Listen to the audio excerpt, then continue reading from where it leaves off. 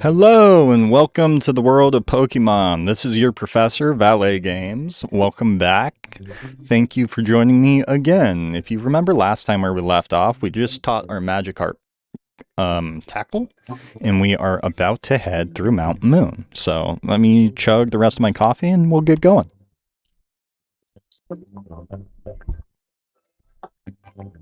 Okay. So I did a bit of grinding in between that last batch and this batch, but not much.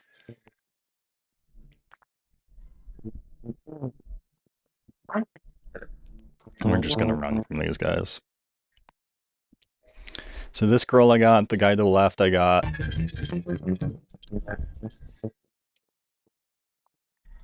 I love it. I love it. This adds like 10 hours of gameplay. Yeah, I want to spend 40 hours playing a game. It's okay if you have to add annoying stuff to make it happen. This is way less egregious to me than in-game timers will be now. Or are now.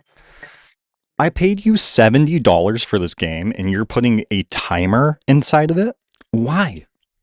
What does it matter? It's just there to be annoying and make it take longer. Just let me build the thing right away. You're not an iPhone game. You're not going to make $15 off of me paying to speed the process up, you know? Just let me build it.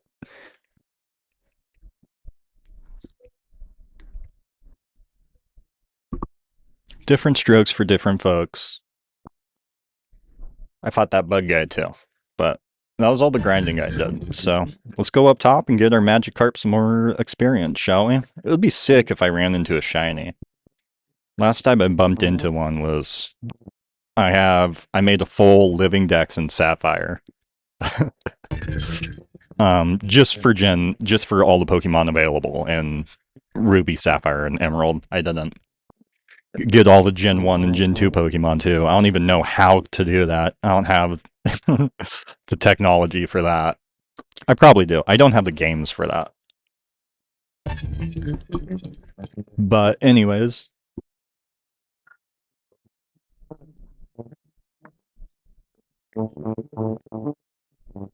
that was the last time I ran into a shiny. It was a shiny Zubat just chilling in one of these caves. I was like, whoa, no way!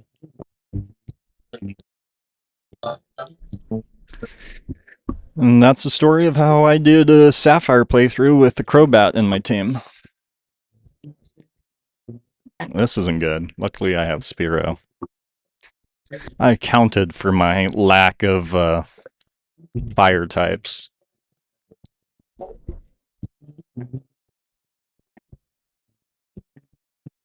This is why you take Spearow over Pidgey.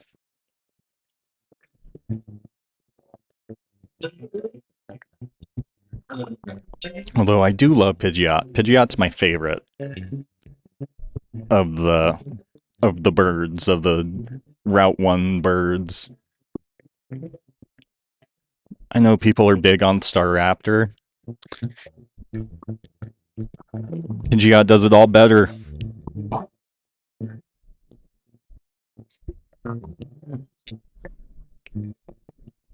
I mean, not when it comes to like stats, but if I'm gonna go with a normal flying type, I'm gonna pick Pidgeot. I'm not gonna, I don't care that Staraptor's stronger. It's a normal flying type Pokemon. I'm gonna use the one I like most. That's why I almost never end up using Talonflame, because if a spot on my team is gonna go to a fire flying type, guess who it's going to? Charizard, not Talonflame. Sorry. Tim's the brakes.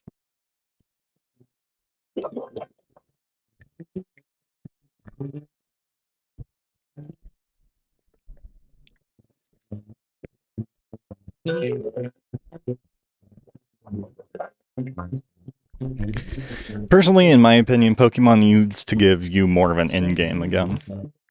Because it used to be like you get your legendaries right before the Elite Four, and then you could do the Elite Four with your legendaries, and play the. But now they're not giving you your legendaries till after you beat the game. Well, if you're gonna do that, there better be some stuff on the back end for me to do with my legendaries. I don't want to have to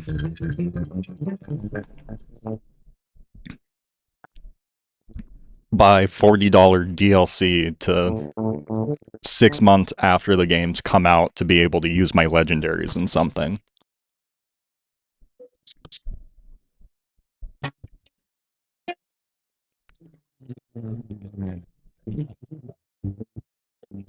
And I think that's hopefully why they're splitting it up, because, competitive was the thing that would take up that portion. So I'm hoping they're making that its own thing so then the gameplay recovers. We don't have to make the whole end game about competitive battling for people to still use their Pokemon. Let's actually go through and make a bit of a story and be mindful and meaningful about what we're putting where. That's the other thing. They kind of just shake up a cup and throw Pokemon on the map. It's like, I guess it's cool that I can see them all running around, but why is there just a Pyroar sitting here? Like, why is there just a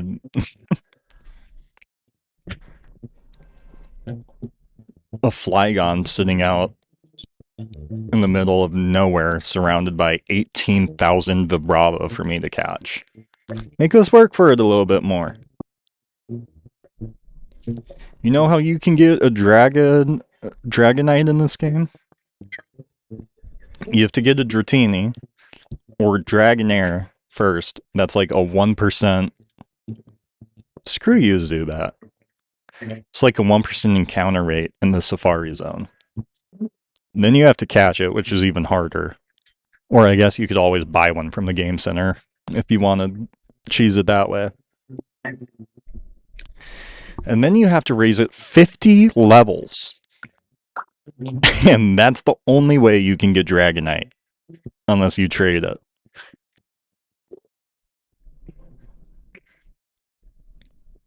Because Dragonite is a cool, rare Pokemon,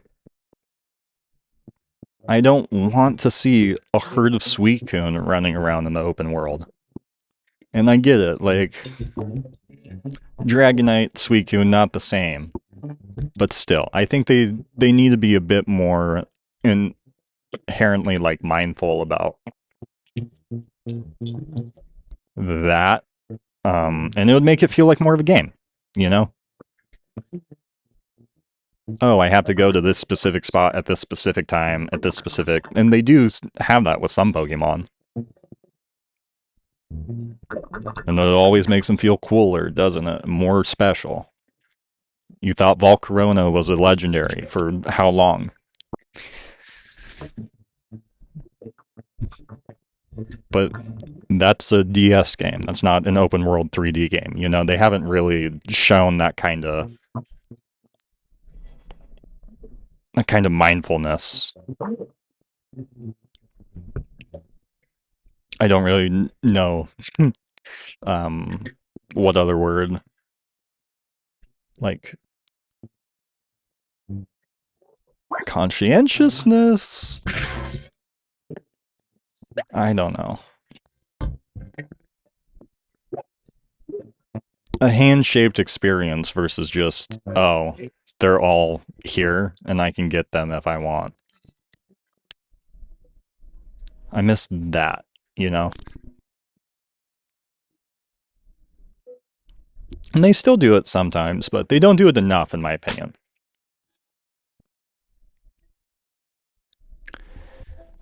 Oh boy. Okay.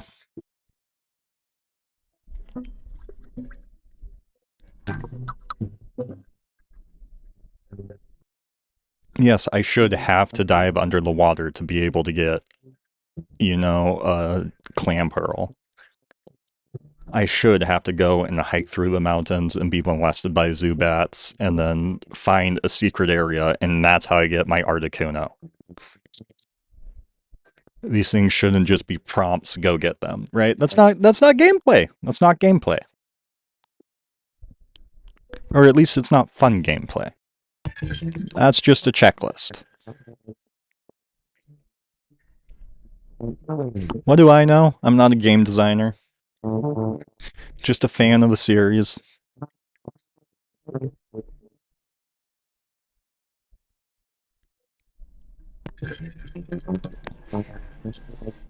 I think people are going to tend to agree with me, though.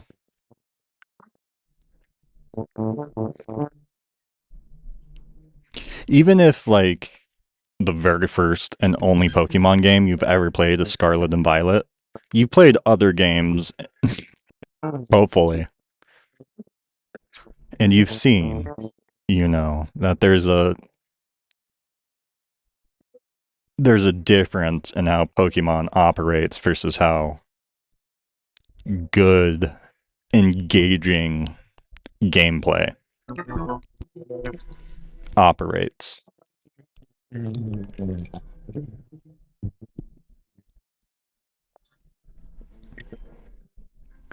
Or you can at least agree that there's room for improvement, right? Even if you disagree with me, you can agree that it would be way cooler if, like, you went and found a volcano, and then you found, like, a feather in the volcano that was a Moltres feather, and then you had to go back at, a specific time with a specific group in your party to get the Moltres to show up, or you have to go and get a specific item. Those are always way more engaging. You can at least agree that it's more engaging than just, here's your Moltres, press A to encounter it.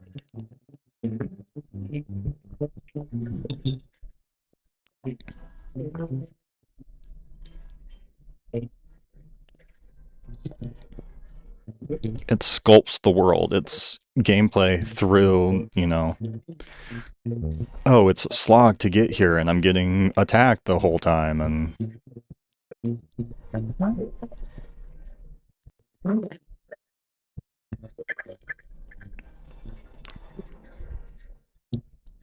you can use the environment to storytell, and you can use the gameplay to storytell, and you can use all of it to build a better, more cohesive experience. And I'm hoping that they do. I'm hoping that that's what the splitting up of all these, um, different parts of the game do for them.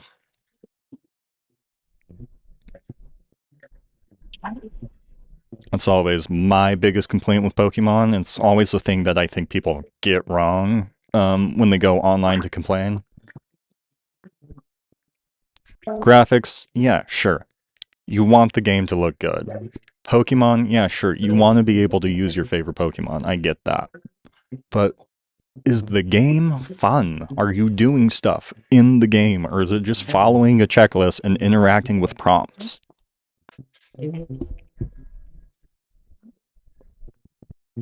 I wasn't going to buy ZA specifically for that reason. Like, Scarlet and Violet put me off that much, and ZA just, like, completely went, don't worry, dude. Franchise isn't gone yet. It's given me hope.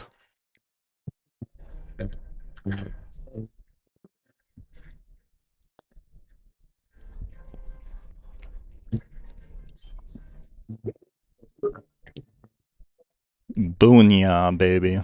That's what my little brother used to say. He wouldn't say boomya. Boonya! Or booyah. Boon. It was boonya.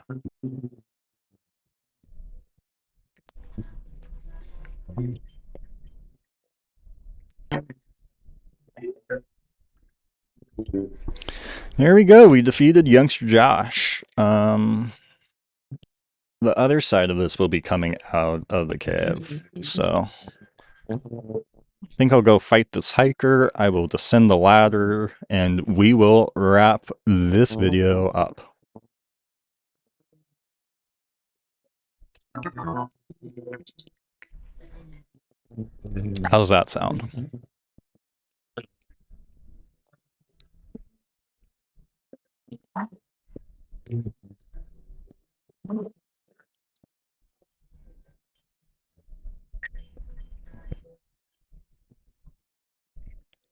Even interacting with NPCs, right? Like, My biggest example is um, the Wismer Cave or tunnel in Sapphire and Ruby and Sapphire, where you can't get through the cave, and then you go and talk to the construction workers, and they go, "Yeah, apparently it disturbs the Pokemon, so we shut it down." And then you go back and you help break through the cave, and you like a guy's been hand carving a tunnel through it so he doesn't disturb the Pokemon, and so he can get to his girlfriend. And that's, environmental storytelling. That's interacting with the environment. That's thing you have um like player agency. You're changing the world in which you're interacting with. You're learning about, how this world operates.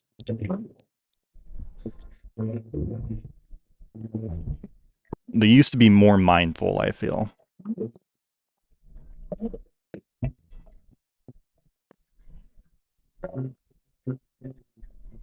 Even the technology. It used to be future technology. Now it's a smartphone. Oh, it's a car. Oh, it's a tablet. What happened to the Pokedexes and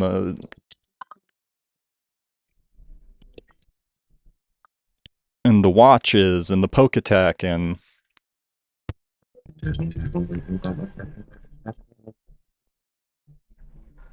because they think it doesn't matter, right? They don't really think about it. It's a mindfulness thing where it's not necessarily that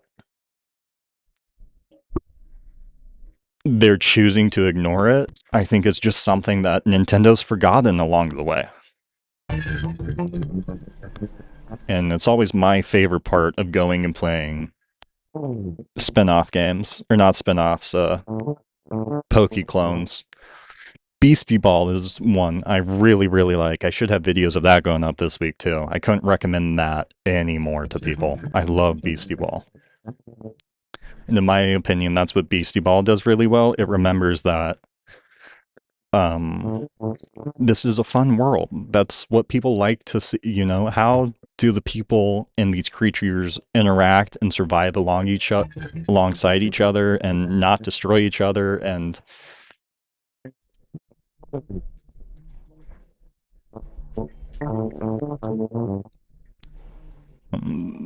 the creatures interact with nature, and we have to protect nature to protect the creatures, and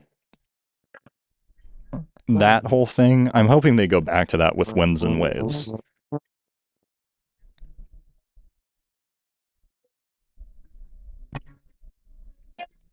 where it wasn't ever fun because these were like recognizable characters, right? It wasn't just about saying, "Oh, there's Mickey, there's Minnie, there's Donald." The games were still these like glimpses into this different world. The movies, the cartoon, it would be these glimpses into this different world and how they live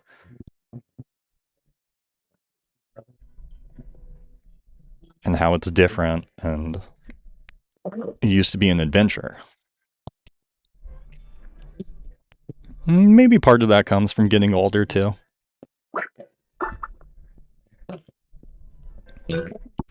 Nostalgia is a hell of a drug,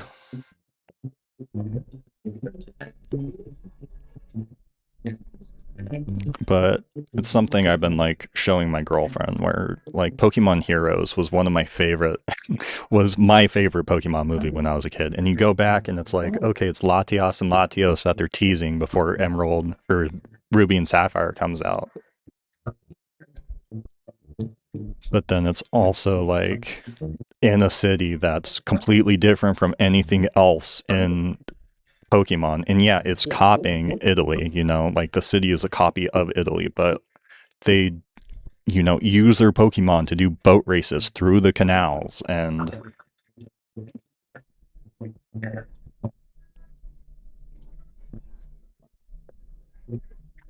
they have, parks in the middle full of Pokemon, which was something that you didn't see inhabited cities like that, really. And now it's just like, you know what Pokemon is. We've established what the Pokemon world is. It's not, there's no new glimpses into it. There's no. I don't know. Maybe I'm just unk. Maybe I'm old and unk. Am I old and unk? You guys tell me. But I feel like it's genuine. I don't feel like that's a nostalgia thing.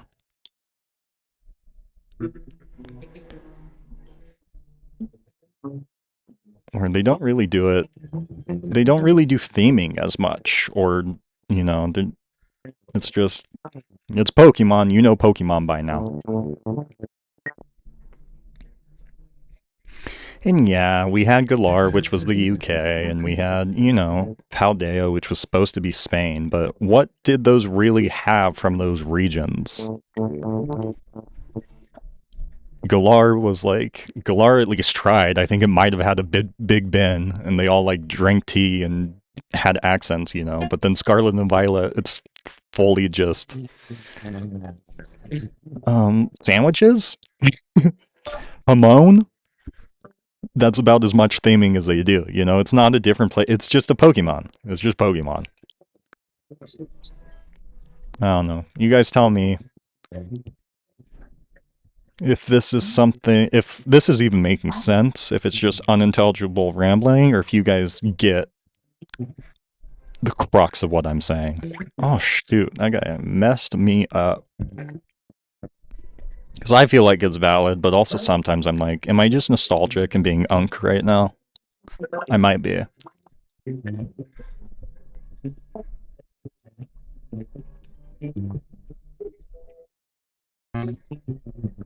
There we go. Awesome. I'm gonna have two really strong water types.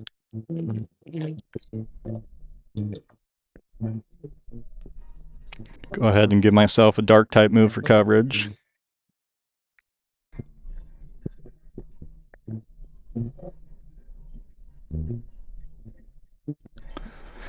And we'll get my Pikachu some experience. We're gonna need him for Misty's gym. Who do we have for Surge, actually? I might have to grab a Diglett just for Surge. Actually, no. You pick up Dig before Surge. Normally I waste it and give it to my Pikachu, but I think I'm gonna be smart and I'll have to see who's bulkiest at that point.